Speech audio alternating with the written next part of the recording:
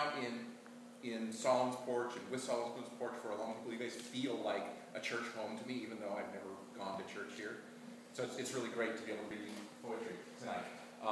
This poem is the output of a conversation I had with Victoria yesterday about how the way we deal with Scripture changes. And so I just thought it'd be good to read a poem about the things that are springing from the life of this community, in this community. Here we go. It's called, but we don't care about the name. That's what it's called? No, it's because I haven't named it yet. It doesn't have a name. It's too cool to have a name. The poem you're about to hear.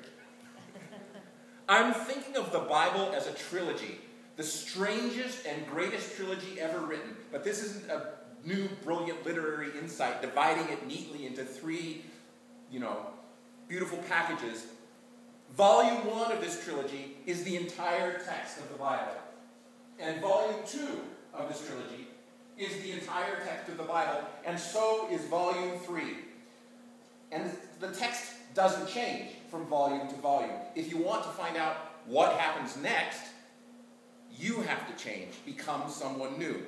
And I know this sounds impossible, but it just takes to move from one to the next, the tiniest little seed of an idea, which will grow, roots to stalks, to branches, to flower, until at full fruit you are ready, and the entire work has become new. Volume 1, an epic journey, full of unlikely heroes, timely miracles, good triumphs over evil in the end, and I think I read Volume 1 100 times. And then there's this whisper. What about the people who were in the land before it was given away as a gift? What about the children who didn't have a promise? And then it works through your soul, and you pick up the book again, and it's no longer the same. It's now Volume 2.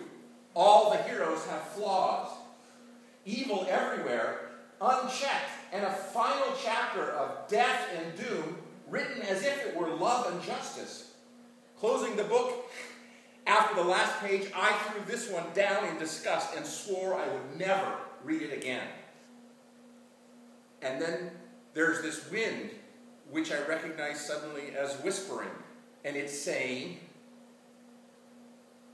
this question: what story have I ever told rightly, or even fully understood as I told it?